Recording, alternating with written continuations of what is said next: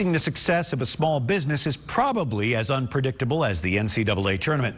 In this week's U.S. Bank Economic 360, U.S. Bank investment analyst Jim Russell is joined by Bo Scott, Region Manager and Senior Vice President of Business Banking for U.S. Bank. They're here to talk about trends, opportunities, and concerns for small businesses today. Gentlemen? Thank you, Brian. Good morning, Bo. Thank you for being with us today. Good morning. Thanks for having me. Yes, sir. Now, you and your team do a lot of business with small and medium-sized businesses here in the tri-state area. Is that correct? That's correct. Okay. Can you tell us a little bit about the state of small business, what is admittedly a pretty tough economic environment? What seem to be the trends? Sure. You know, given Ohio's reliance in manufacturing and the dominance that manufacturing has, most of our business customers are coming to us for new activity, new financing activity in relation to new investments in their business, possible acquisitions, and in many cases, expansion of their business. You know, given the recent uptick in manufacturing and in those sectors, we're starting to see a lot of these business customers feel better about the economy, both locally, regionally, and on a national level.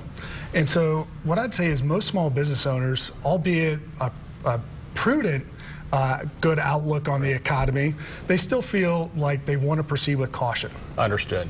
So tell us a little bit about some of the concerns of the small business owner these days. What are the key trends there? What do they wake up being concerned about every day? Sure. You know, most business owners today, you know, feel good about the economy from a quarter-over-quarter basis.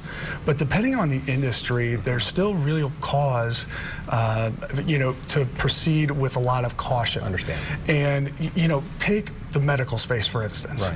Most of the customers that we have that serve the medical space or in the medical space may not have been affected like a lot of other industries over the last 3 to 4 years.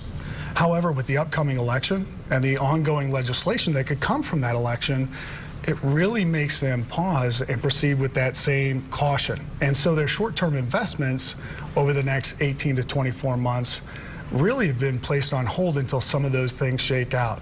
So I think the things that they bring to us today as concerns over the short-term horizon are gas prices, inflation and interest rate risk, as well as the upcoming election and the legislation that could go along with that election.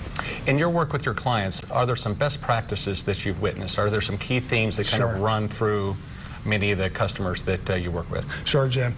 You know, most of the customers that have really prevailed over the last 3 to 4 years have taken a very disciplined approach to expense control, as well as a discipline around staying true to their core business, not getting too ahead of themselves. So, you know, most of those customers with solid financial performance over the last 3 to 4 years are those that really took a disciplined approach to not only their core business, but expense control, as well as new investments or entering into new markets. We see some companies that are really struggling to take advantage of new opportunities, new growth opportunities, because they didn't put in place some of these pieces soon enough going into the recession. So, you know, all in all, we see 2 or 3 things that continue to come out with businesses with solid financial performance.